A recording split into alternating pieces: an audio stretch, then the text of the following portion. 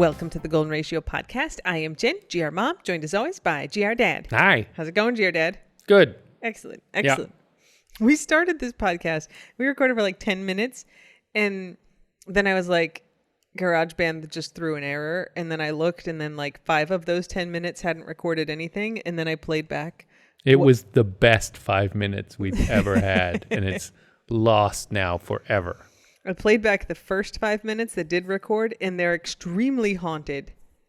Like the voices of the damned are in it. Well, it starts out as Muppet-like Ernie Bert.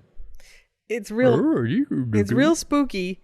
I think we're going to release it as the bonus pod for the Patreons and super followers this week. So if you would like to hear 5 minutes of haunted... Progressively haunted. It starts out sort of weirdly normal, and then it gets really scary. It's so weird. All right. Anyway, so we're going to replicate some of it right now. The cocktail of the week this week is the Empress Collins. Wow. It's made in Go It's Tired. a Tom Collins variant. Tom Collins with Empress Gin. So it's actually exactly a Tom Collins, just with a specific kind of gin. Now you have to explain what Tom Collins is and say how this varies. Almost like I did that already. The Tom Collins is gin, lemon juice, simple syrup, and then topped with club soda. It's a summer drink. It's deliciously fruity and sweet. We've had a number of Collinses as cocktails of the week before, but never a Tom Collins. And then I made it with Empress Gin, so it's called the Empress Collins. And what's special about Empress Gin? Empress Gin is purple. It's so good. It is infused with butterfly pea flower, which is the flower of the butterfly pea plant, which is also purple. But the exciting thing about it is that it's kind of bluish purple when it's in the bottle. And if it mixes with an acid, it turns like pink. And what kind of things are acids? Lemon juice. Oh, interesting. So the Empress Collins is like a beautiful kind of pink lemonade-y color. Yeah, but it turned pink as you dropped the lemon juice in there. Yeah. It's like a science experiment. It's like a litmus strip. It is. And then my question is, if you put a base on it, I don't know what is an easy base. I don't know if we can eat bases. Would it turn back purple? Like a litmus strip. Foods that are bases. Let's look that up. We didn't do that last time. Not what are basic. Yeah. Foods that are bases. Yeah. List of... Wait, were you going to show me a list? List of acid and base foods. Well, let's see. Most fruits and vegetables tend to be base food items. Oh, well, there you go. Maybe a potato. Plant-based proteins. Meats tend to be acidic. What? Meat is not acid. Meat is meat. I mean, this says that it's not. I mean, it's going to have a pH. What is basic? All right, hang on. Acidic foods. No.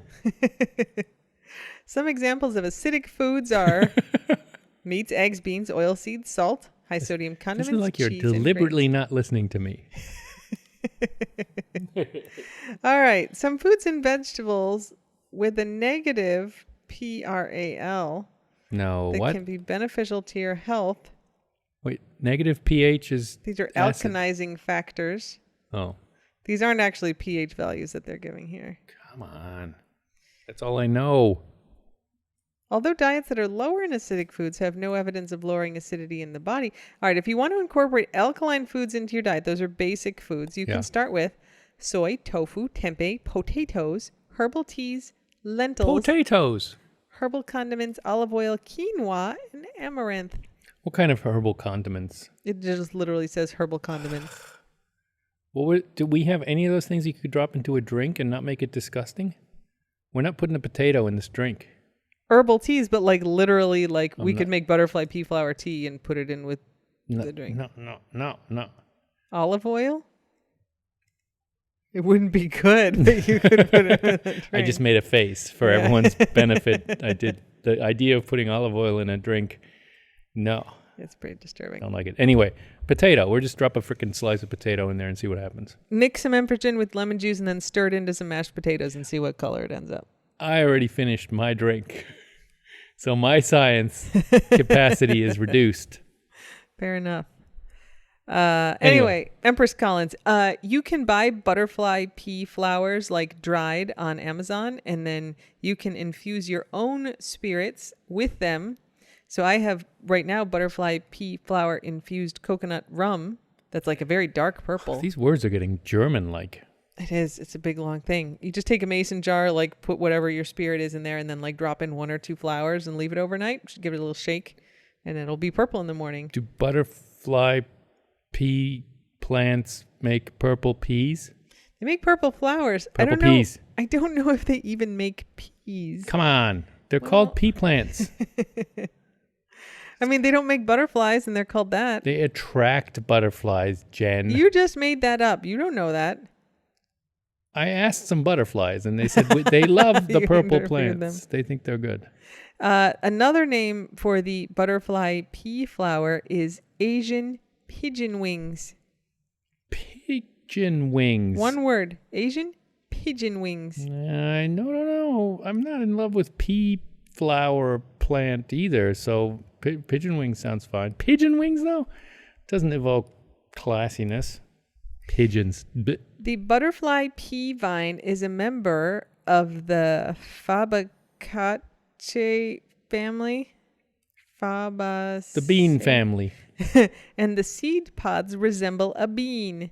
Pick and eat the pods when young and tender, either raw or in salads or stir fries. They're green, aren't they? I quite often pick a couple pods to eat raw while working outside. They have a mild green taste. Definitely fresh.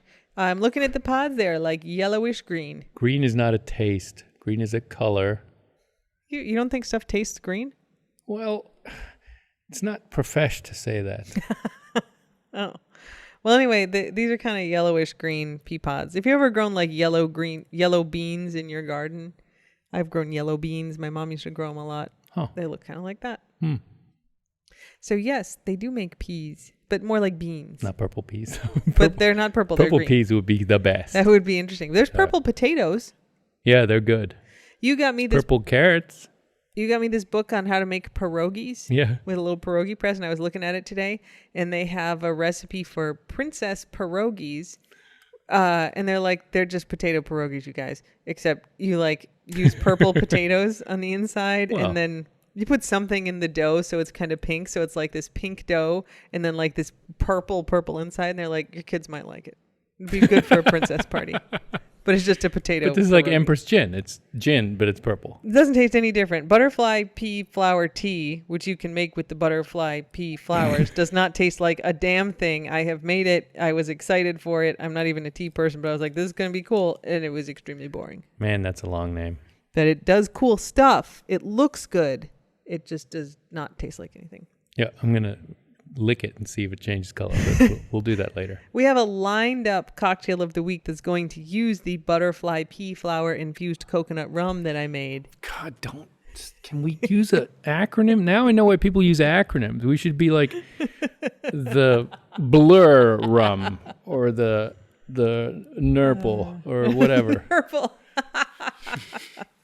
Okay. There's something there because butterfly pea tea flower. Infused Flower, butterfly pea flower. Oh, it's worse. All right. I don't want to think. Are you ready for administrative corner? Oh, I love administrative corner. Yes, I am. Okay. Make sure we're still taping. Well, I just did. I think this is where we crapped out last time. I know. Good job. The plushie Vinks are shipping. I am very excited about this because there were, as people may recall, there were some donated Vinks.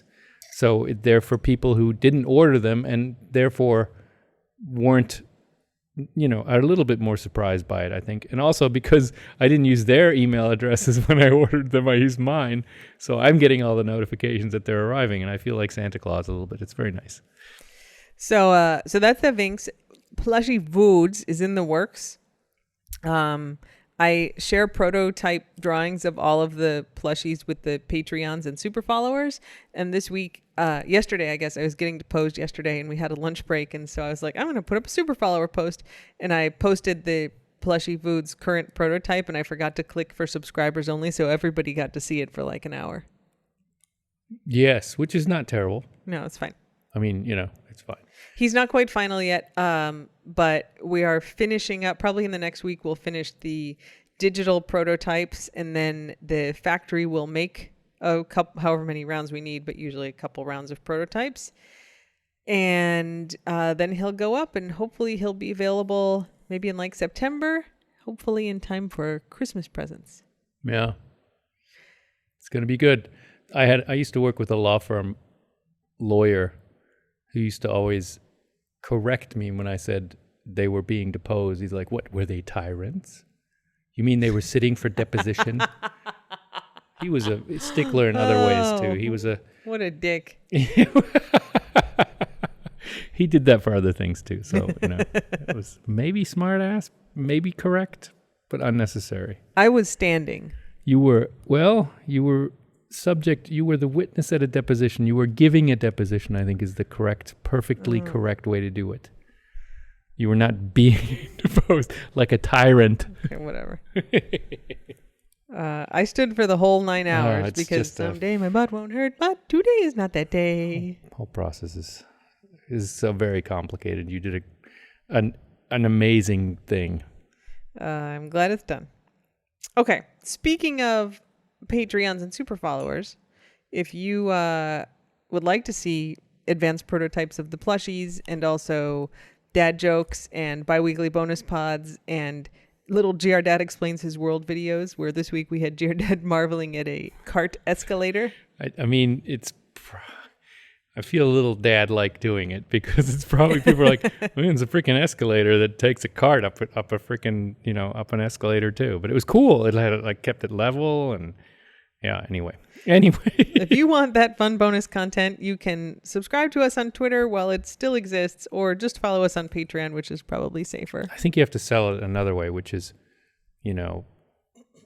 the upside is you get the Vood's prototypes. The downside is you also then have to be subject to dad jokes and Dad Explains His World. Yeah. Yeah. Speaking of the demise of Twitter. Speaking of which. We're on Threads. Are you responsible? Did you help? Demise Twitter? I did not. Would you admit? I'd probably be proud. I signed an NDA. Yeah. No, I haven't had anything to do with that mess. Hey. But we're on Threads, which is the Instagram Twitter knockoff. It is. We're one of the 10 million, 100 million that just joined. People. Yeah. So it's it's better than Twitter in that it's not dying all the time. It's still kind of a mess. Like the news feed is really terrible. There's not a desktop version. But it's new, right? They're going to fix a lot of that. And as a layperson on this, it looks like Twitter, and it has the same buttons as Twitter, and it kind of moves like Twitter. Mm-hmm.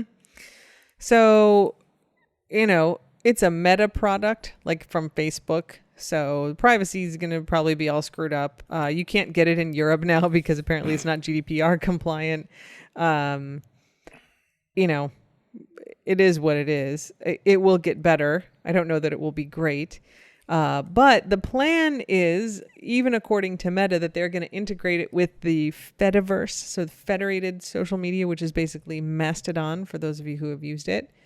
So if you have a Mastodon account, you can just hang on, and pretty soonish, we don't know when, you're going to be able to follow people on Threads from your Mastodon account, and people like the Golden Ratio who are on Threads will be able to follow your Mastodon account and interact with you just like you can follow people on different Mastodon servers now. That would be great because then you don't have to have a Threads account. Is that right? That's right. You can look in from your Mastodon account, look into Threads. Yes. Without being part of Threads. This is very interesting. You don't sell your soul to Zuck. You can just open a window and look in at the what's going on Threads. I think a good parallel way to think about it is like email. Like I have a Gmail account. You don't have a Gmail account, or that your primary email is not Gmail, but we can still email each other. I can send you email from my Gmail. Yeah, without me having to sign up for Gmail. Yep. Right?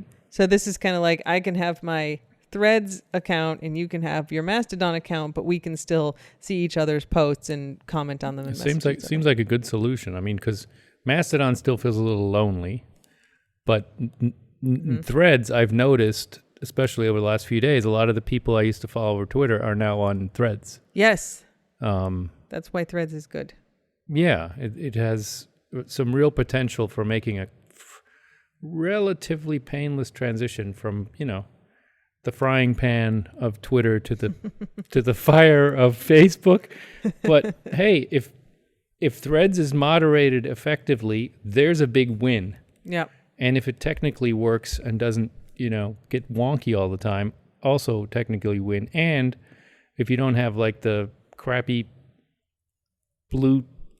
fake blue checks at the top all the time, that's also a win. Yep. Sick of that melonhead guy. Jeez. All right. So you can find us on Threads. We're at the Golden Ratio 4, like always. Yep. Okay. Speaking of Threads, these transitions are smooth today. Smooth. I posted a thread last week on Twitter and Threads, actually, for my ghost class. So I'm taking a class this semester at Harvard on ghosts. That is so cool that is a thing. It is a super fun class. You got to sit in on part of it today, Ingo. Yeah. And so it's a great class. It's an anthropology class. It's super interesting. And our assignment last week was to write letters to ghosts. And so I did this Twitter thread of a story of me kind of giving tennis balls to ghost hops. My final project is going to be about ways that you learned, probably as a sleepover if you're a girl, to... You're leaving, Ingo? Yeah, I have to take a break. Okay. Ingo just disposed of a scary bug for me. Wasn't that scary, but it was a bug.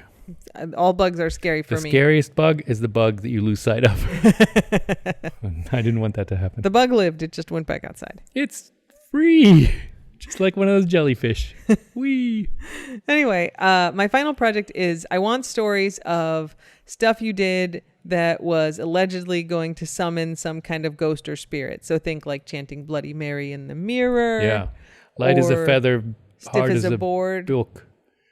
Stiff as a book. Okay, stiff as a board. Ouija boards. Like I want to know stuff that you grew up doing. Candles on a pentagram. I mean, if any of you are like, oh yes, if you put candles on a pentagram and do this thing and it summons a ghost, I want to know about it. So I put a tweet about this on my professional account today at Jen Goldbeck, but you can DM me or tweet at me or whatever, email me in any account. And I would like your account for my final project. Yeah, and unfortunately, rolling out a roll of toilet paper and summoning ghost foods doesn't count because it's too easy. I wish that worked. Too easy. I'd be like, come here, ghost foods. And then there'd be just ow, on the background. Okay, that's it for administrative. Hey, I got a question. Yeah. As, the voice of the people, define anthropology? Because I kind of know, but I'm not sure I could explain it, which means I don't really understand it. Oh, crap. That's like a test question. No, because if you give me your 5 seconds on it, it'll be freaking much more than I know now. I mean, I would just call it the study of people. People's behavior? People's history? People's... thinking? All right, here's culture. Culture, I think. Here are some formal definitions. The study of human societies and cultures and their development, and the study of human biological and physiological characteristics and their evolution. Okay. But the ghost thing fits in there because part of culture is tales we tell and ghost stories and maybe the existence of ghosts, but it's also how we deal with that. Yeah, this is mostly a folklore class. It doesn't have to. Folklore are stories passed by word of mouth between people. They're not formal. They're not top down, right? They're created among people. This is mostly a paranormal folklore class, but we are talking about things like creepypastas and horror movies also, which is not folklore. It's pop culture. Yeah. Are you going to talk about Blair Witch? Probably. It's a Venn diagram of folklore. I mean, some folklore makes its way into pop culture and vice versa. That sure made its way into pop culture at the time. I mean, it was pop culture, right? People weren't sure if it was real. That's pretty good. Yeah. But it's just not folklore. It is now. Maybe. There's a good question to ask there. Oh. Anyway, thank you for explaining. Yeah. Such as it could be.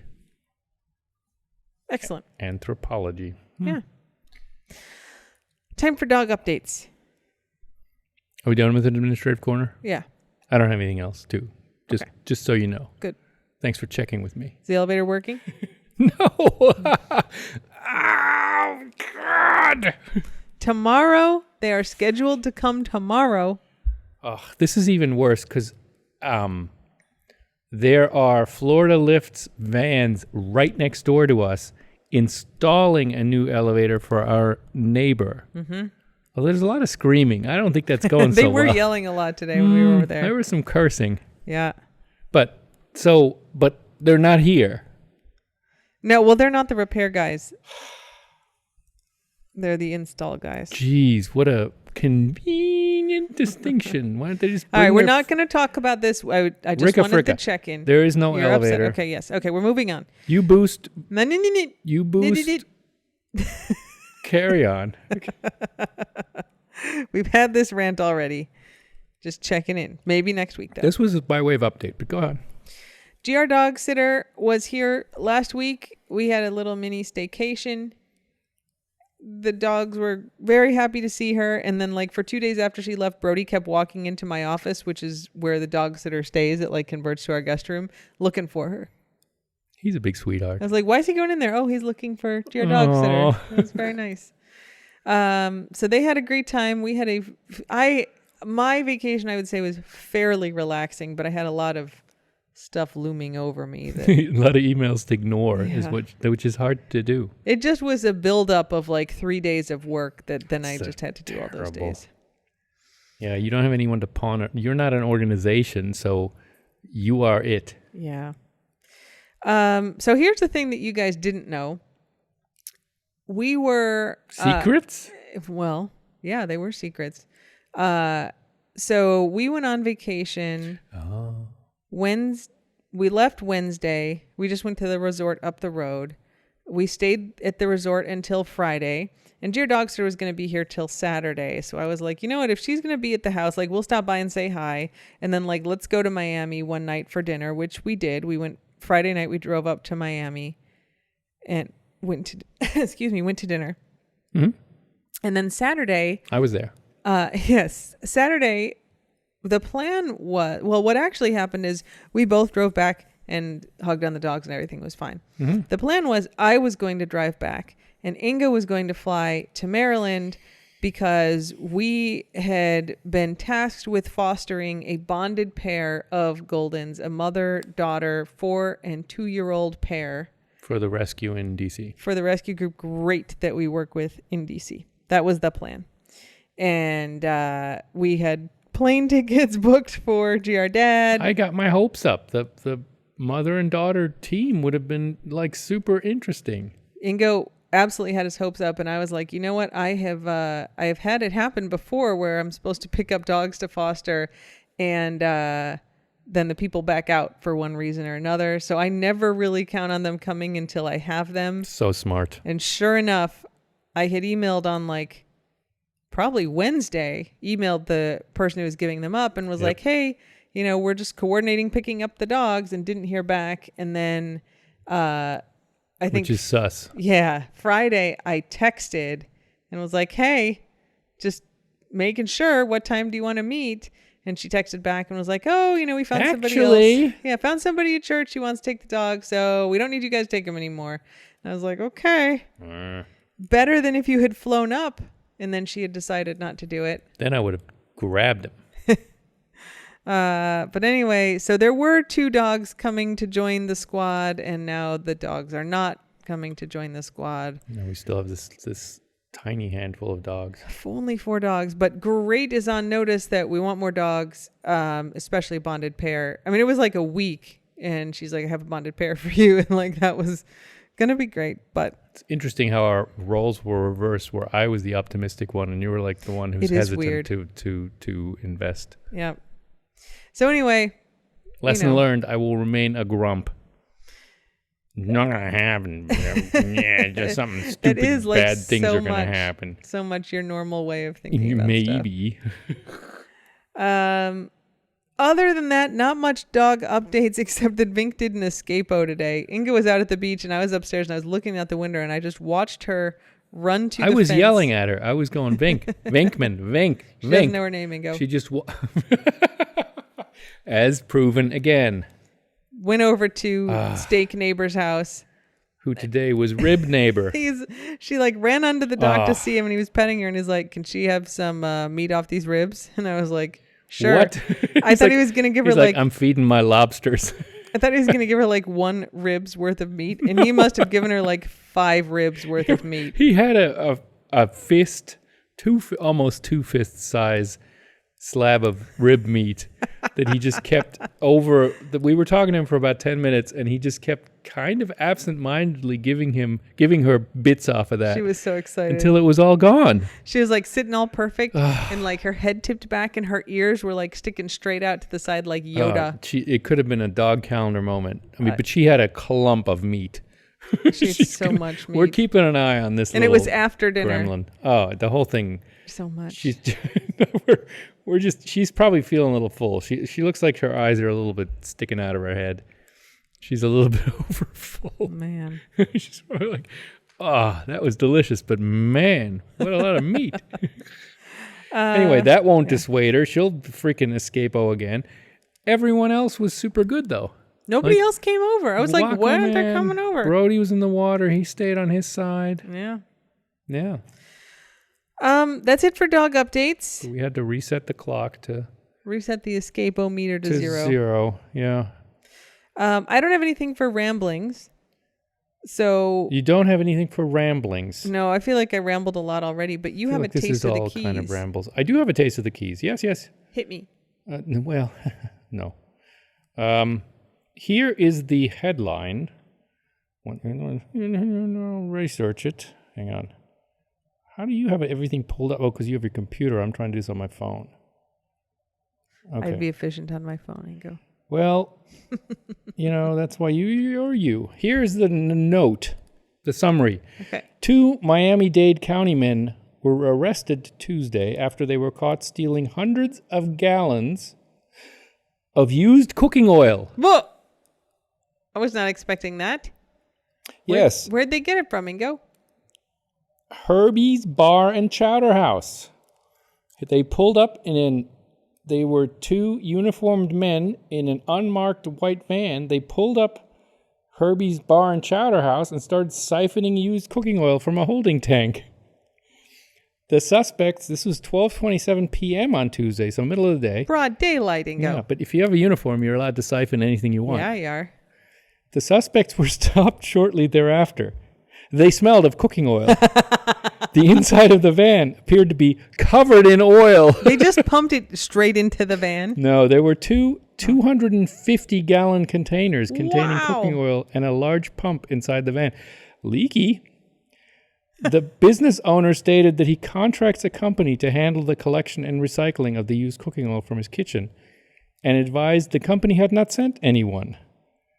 A large sticker on his oil tank stated, "The oil is private property." The collection company uses uniformed drivers in marked vehicles. They do not use subcontractors to collect the product, and thieves will be prosecuted. Wow. Well, I don't think they read that sign, or they didn't abide by it. Did not care. A representative from the oil company confirmed that the suspects were not employed by the oil company. Well, we kind of guessed that, didn't we? We did. A representative from the company confirmed that the suspects were not employed by them and wished to prosecute the theft of approximately 300 gallons of used cooking oil worth approximately $1,200. Okay. Both suspects were taken to jail. They were taken to jail. They were taken to jail. So they're just pumping oil out of this tank into their truck and apparently legally doing so. I gotta say, man, like for $500 a piece, that is a fuck of a lot of work. Well, and if you're going to do crimes, they were covered in oil. I feel like there's better ways to do crimes. And also, they're not getting the $3 a gallon on the black market that they would on the white market. No, I mean They're getting a couple $100 each for like pumping out all that oil. So this was 6350 overseas highway. So mile marker 63. Yeah. This is the van. It's a kidnapping van. It with absolutely no is windows. a white kidnapping van. Yeah. Here the note that I saw elsewhere is the Florida Department of Environmental Protection regulates over 200 registered used oil handlers. I did not know this. They were not. These two guys were not that. Well, the recycling companies then turn the used cooking oil into animal feed, biofuels, yay, industrial lubricants, okay, and even detergents. So there is a big market for this stuff. that I knew. Yeah, there's a growing used cooking oil market that experts valued at almost $6 billion in 2021. Interesting. According to Fortune Business Insights analysis. That might be worldwide. But anyway, so this is some 36-year-old and a 24-year-old are facing grand theft charges in Monroe County because You guys. they sucked used cooking oil out of a holding tank. This is like weird niche crime. That is a weird niche. I don't have to worry about these guys because they are doing a different kind of crime. It's okay. Yeah, that's right. They're not going to break into our house and take our... You know what? They're welcome to my used bottle of canola oil. Yeah, they won't come for that though. They could have it though. It's like it'd be good if they did like house calls and we're like, we got some used cooking oil to steal. There's a quart. Here, it's on the street. Why don't you siphon that off? And they'll be like, yeah, we're stealing this cooking oil. And we'd be like, hey, we got rid of our cooking oil. This is a good deal. So yeah, it's a weird little... That is. A good one, Ingo. Good one. Weird little note. I only have good ones. If I ever contribute to your topics, it's something I think is worthy of it. Okay. It's time for the German word of the week. It is. And the German word of the week is Katzenjammer. Cat pajamas. Cat wailing. Cat yammering. Complaining. Yeah, okay. Yeah, caterwauling, cat yammer.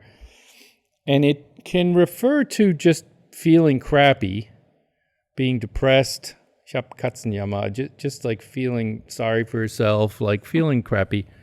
But there's a sort of the old-fashioned expression. It also meant it could be referred to being hungover. I mean, Germans need a lot of words for being hungover. Yeah, and the sounds you make when you're hungover apparently sound like cats wailing. Oh, I feel so bad. Or it's a derivation of Kotzenjammer, which would be throwing up wailing. So it's not real clear. So it has been referring to hungover. Okay. Because the German normal word for being hungover is Kater, to have a male cat, to have a tomcat. That is the German word for being hungover. To have a hangover is to have a tomcat. Cat. Huh. Tomcat. Kater. Okay. Katze is female. Kater is male.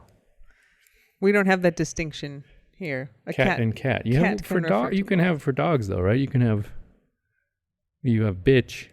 What's the male word? Sire. Oh, I guess if you're being... I mean, that's like... Biological. You can say Rüde und Hündin in German. Yeah, in German, the German word for... Stud, maybe? German word for nurse is Krankenschwester, which is gendered, right? It's sister. Sick sister. Yeah, illness sister. And people have said, why don't we just call the male nurses Krankenbruder? Sickness brother. And it'd be just like, instead what do of they like... call the male ones now? Are they I also think male Krankenschwester? Oh, okay. That's good. I like that. Yeah. I mean, it's fine to do that, right? It wouldn't be as good if it were all male and you'd be calling them female policemen, right? Or firemen. That seems silly. Man Who Has It All is an account that does exactly this. Yes. And it's kind of like stereotypical misogynist stuff, but presented from the woman's perspective. And so it's all like, woman is just a gender neutral term for person. Like, I don't know why all these male police women get so upset about us calling them that. That's great. And it highlights our messed up language. And then it's like, oh yeah, that actually does sound pretty dumb. Yeah. It's a great account. Man Who Has It All, great account. That is a great account. Yep. It's also like men. You can start your morning right by eating 1 carrot, spending 5 minutes like pondering your stupid face in the mirror and moisturizing your penis. And here's what's wrong with your face. Yeah. Yeah. Yeah, de-emphasize face. It's a great account. De-emphasize your face with more hair. Like, want to feel better? Like, wear bright colors. Open parentheses, de-emphasize face, close parentheses. And high-heeled shoes. It's a good account. Man who has it all. Man who has it all. Yeah. It's one of the Twitter accounts that were worth watching while Twitter was still around. All right. You got anything for Ingo Corner? People have sent us paper cards and packages for hops, and it's very appreciated. No, I love them, and it's nice to have tangible condolences, and you're all very nice who did that. You just were talking about how one of the ways of coping with grief is social interaction, or one of the ways with seeking social support with trauma and also grief. Seeking social support is how you called it, because I'm not in that class. I don't know this vocabulary. But there's something to that, where if things suck and you're alone, they really suck. If they suck and everyone understands and listens and feels empathetic, they don't suck quite as bad. Yeah, that's right. It's a good way to cope with Did I just stress. sum it up? You did a great job. I am not the academic here. Excellent summary. I mean, I'm not an egghead who's going to Harvard. Yeah, that's me. You are so proud of this. The eggheadedness. You're the one who sat through a 1-hour lecture on like virtual ghost tour of Harvard Yard today for a class you're not even taking. They're intellectualizing this ghost class very interestingly. It's an actual class. It is not just about ghosts. It is not just a guy shining a flashlight on his face going, "Woo, scary stories." That would be my version of it, and no one would take it. Yeah. All right. Well, thanks everyone for listening. And until next time, Slava Ukraini, and don't bite anyone unless they ask you to. That's right. Bye. Bye.